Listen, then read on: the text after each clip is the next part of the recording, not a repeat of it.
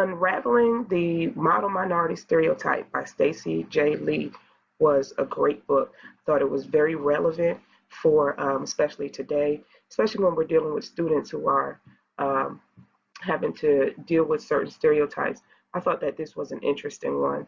I teach a unit on stereotypes, and I actually have used this in the past as an example, which is why I was drawn to the title of this book, which brings to mind that no stereotype is a good one, even if it sounds like it is a compliment, which some people might think this one is, but it actually strips people of their identity and what they go through in everyday life. So I thought that this book was very relevant. So this book is an ethnographic study by Stacey Lee. It was conducted at Academic High School and somewhere on the East Coast. And she did this for her dissertation for a PhD program. It was done over the course of 8 weeks. And she made the statement that 20 years after the first edition of this book, at the conclusion of her study, she finds that Asian Americans are pretty much still in the same position they were socially as they were 20 years ago. High seen as high achieving, they fit this model minority stereotype. Will forever be seen as foreigners, and they're seen as competition for working class and other minorities. The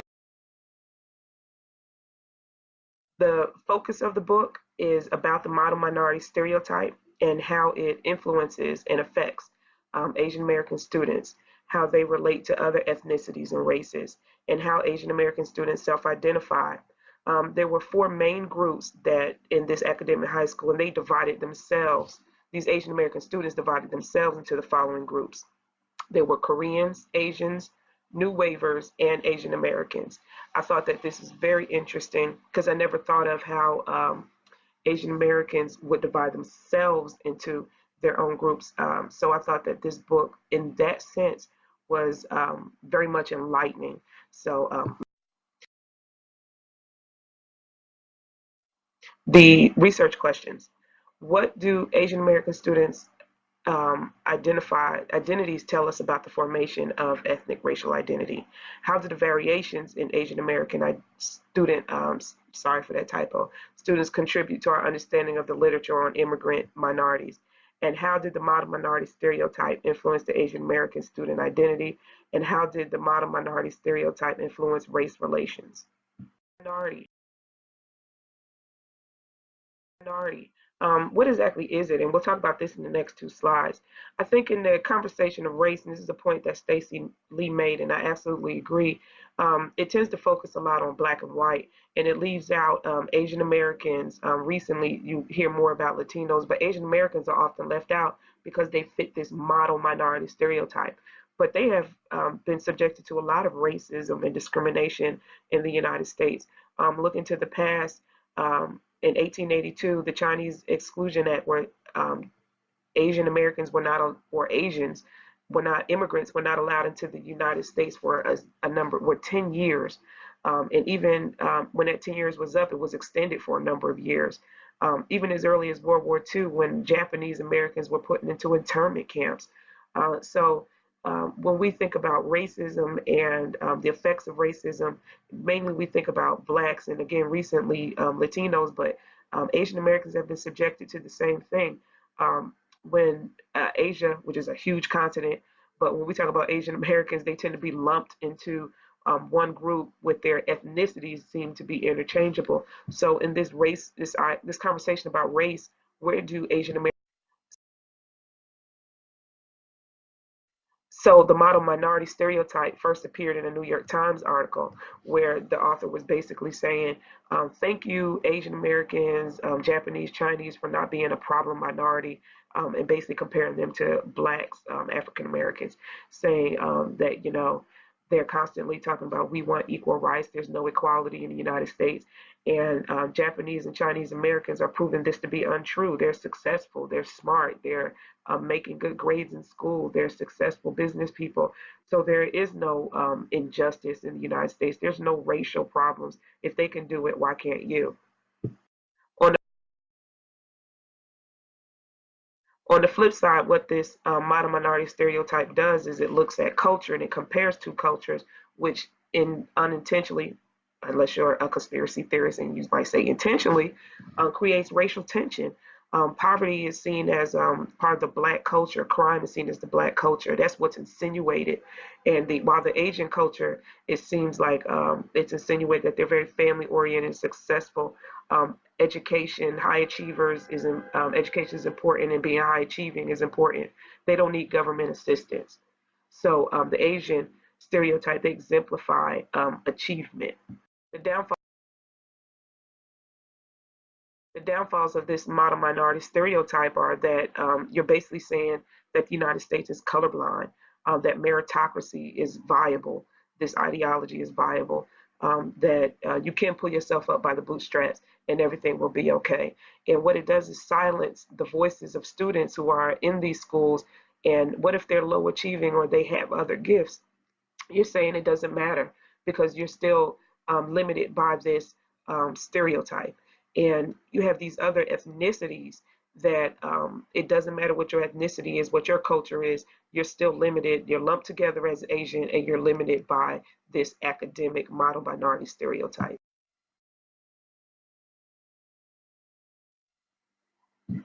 Looks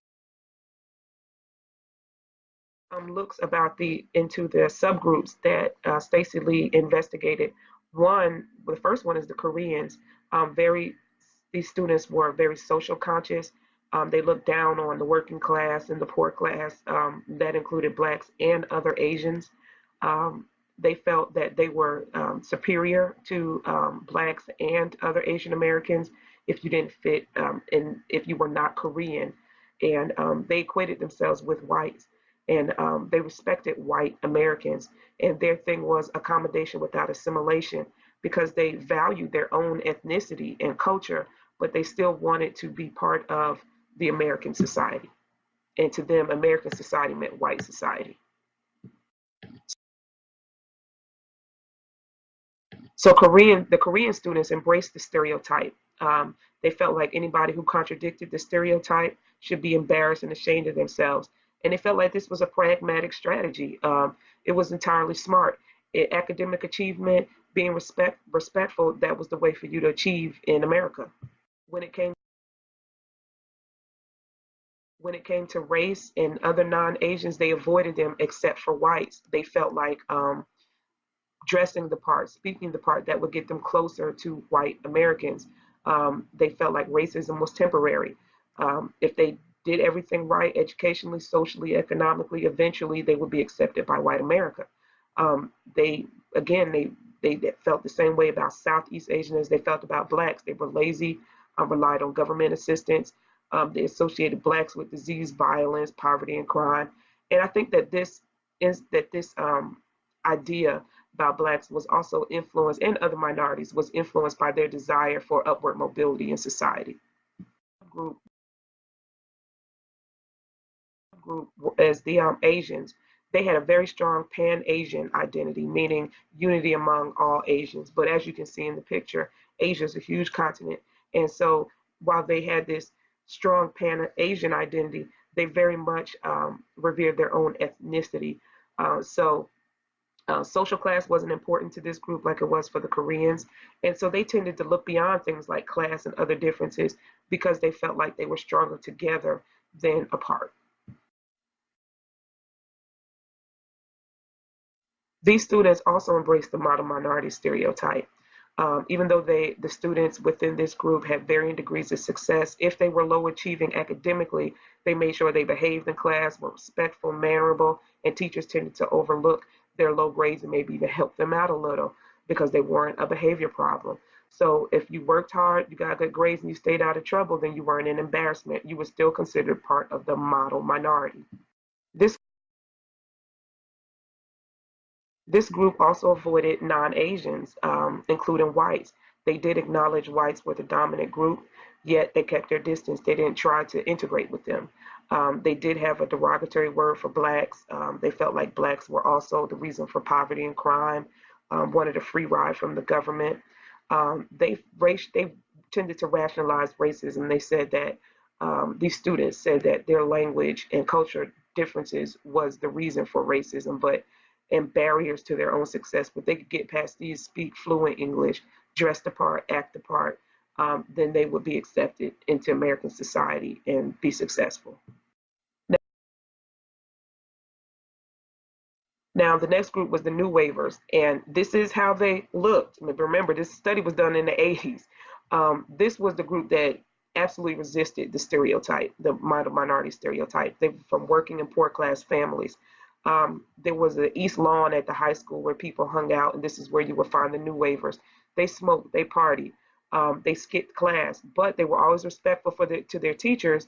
So in that sense, the teachers would, maybe let them make up work or forgive them for skipping class. They dressed all in black. They were the rebels, okay? But then again, even these students had a strong pan-Asian identity, and they also stressed their own ethnicities. Again, they were the antithesis of the model minority.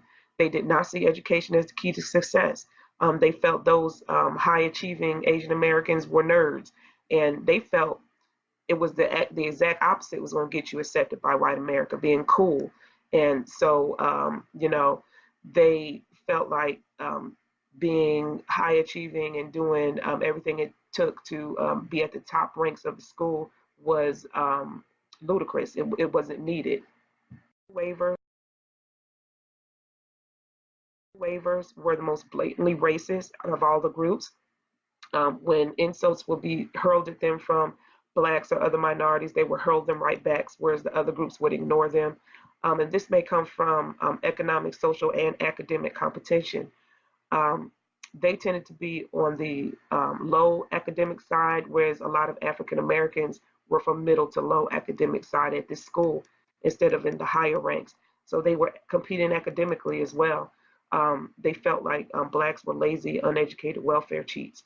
So there was a lot of tension in the schools between these and out of school between these two groups. The the last group was the Asian Americans, and these were the most progressive out of four of the subgroups, probably because these students were either born in America or came here at a very, very young age. They refused to accept the label of being foreigners. They had a dual identity, one being American and one being their Asian identity and ethnicity. So they had a strong political voice. They felt like race, gender, politics, and sexuality was all political, and they formed political committees. So these were the more progressive out of everybody.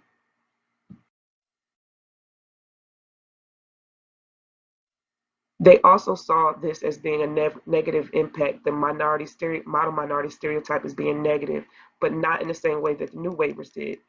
They felt like it just hid the experiences of all of the Asian students. Being successful hid the fact that some people were not successful because of other factors. Survival was key, and maybe you weren't successful because of things like where you lived and your parent situation or other factors, but that was negated by the fact that you just didn't fit this model minority stereotype. The other the other factor that set the Asian Americans apart was the fact that they wanted to build bridges with other races and not just keep them away. They felt like all minorities, including themselves, had a voice in America that was being, for the most part, ignored, and that everybody, all minorities, had a common experience, and that common experience should lead for them to come together. So they also had contact with non-Asians, which, because they had more contact with whites out of all the other groups, this is what led them to be more critical of whites and how they acted in the United States. They also had white and black friends. So again, this is what led them to be able to form a lot of their own opinions. So this model minority, in my conclusion, and I agree with the author in her conclusion, is a myth. And the experiences of the students at academic high school debunked this as this stereotype and made it a myth. All these students were not high achieving, um, and it just stripped them of their identity. It took away everything that made them them. One student said, "You lose your identity, you lose being yourself." This is true. It takes away their voice, takes away their racial experience in the United States. Not all Asian Americans are welcomed with open arms as the model minority would suggest, this stereotype would suggest. So I felt like this book was so relevant, especially to today and the times we live in. So I absolutely enjoyed this book.